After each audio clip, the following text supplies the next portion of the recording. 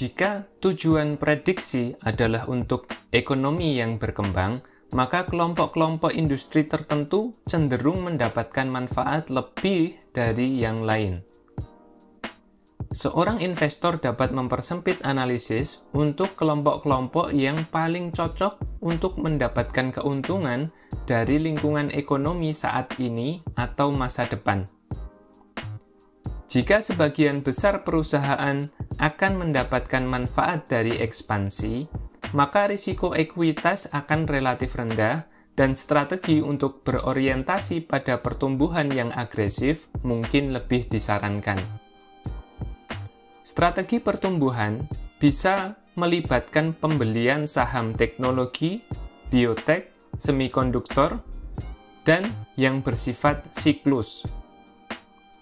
Jika ekonomi diperkirakan akan berkontraksi, investor dapat memilih strategi yang lebih konservatif dan mencari perusahaan yang berorientasi pada pendapatan yang stabil.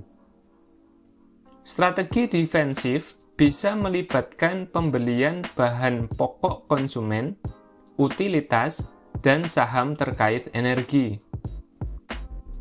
Untuk menilai potensi kelompok industri, investor sebaiknya mempertimbangkan tingkat pertumbuhan secara keseluruhan, ukuran pasar, dan pentingnya perekonomian.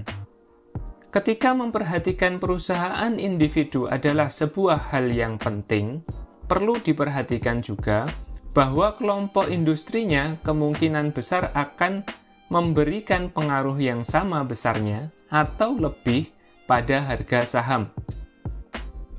Ketika harga saham bergerak, mereka biasanya bergerak secara kelompok.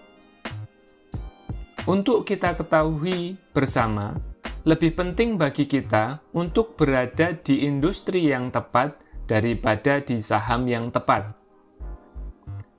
Setelah kelompok industri dipilih, investor perlu mempersempit daftar perusahaan sebelum melanjutkan ke analisis yang lebih rinci.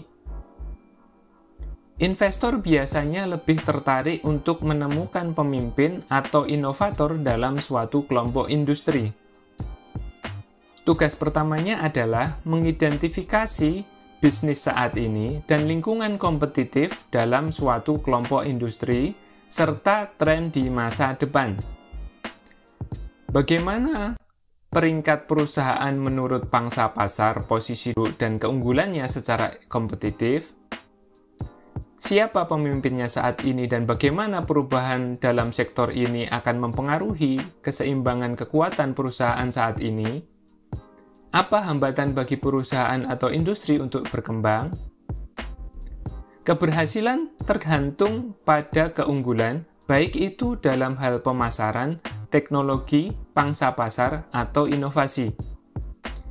Analisis komparatif terhadap persaingan dalam suatu sektor akan membantu mengidentifikasi perusahaan-perusahaan yang memiliki keunggulan dan perusahaan-perusahaan yang kemungkinan besar akan mempertahankannya.